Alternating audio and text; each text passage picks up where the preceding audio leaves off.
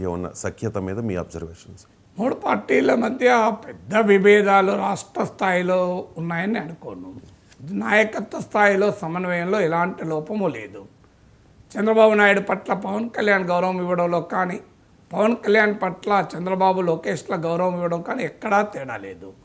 కానీ డెఫినెట్గా జనసేనలో ఉండేటువంటి భావన ఏంటంటే, మేము ఇది పవన్ కళ్యాణ్ వల్ల సాధించాం అని చెప్పుకోవడానికి మాకేముంది అన్న భావన జనసేన క్షేత్రంలో మొదలైంది. ఇప్పుడు ఈ పని మేము పవన్ కళ్యాణ్ వల్లనే సాధించాం అని ఆంధ్రప్రదేశ్లో ఏది చెప్పుకోవాలి? ఒక్క ఉదాహరణ చెప్పండి మాకు. పవన్ కళ్యాణ్ వల్ల ఇది సాధించామని.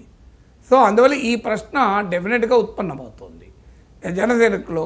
అలాగే క్షేత్రస్థాయికి వచ్చే వరకు ఏంటంటే, ఆయా నాయకుల స్థాయిలో, నియోజకవర్గ స్థాయిలో ఆ రకమైన పోటీ అయితే ఉంది. ఎందుకంటే ఒకరికొరకు ఒకరు సీట్లు త్యాగాలు చేసుకోవాల్సి వచ్చింది కదా.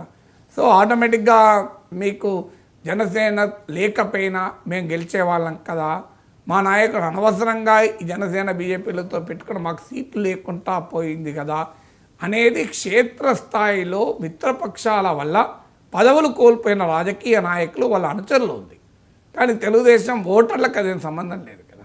ఓటర్లకు వచ్చేవరకు ఏంటంటే మా చంద్రబాబు నాయుడు ముఖ్యమంత్రి అయ్యాడా లేదా అనేది చూస్తారు తప్ప ఫలానా మా ఎమ్మెల్యే కాకుండా పోయాడా చూడరు కదా వాళ్ళు.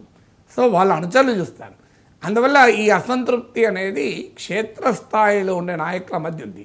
తెలుగుదేశం పార్టీ ఎమ్మెల్యేలు ఉన్న చోట జనసేన వాళ్ళ గౌరవం ఇవ్వడం లేదని, జనసేన ఎమ్మెల్యే ఉన్న చోట మా ఎమ్మెల్యే కన్నా టీడీపీలో నియోజకవర్గ బాధ్యుడికి ఎక్కువ పలుకుబడి ఉంది, ఆయనకే అధికారులు ఎక్కువ విలువిస్తున్నారు. ఇలాంటి అసంతృప్తులు అయితే క్షేత్రస్థాయిలో చాలా చోట్ల ఉన్నాయి.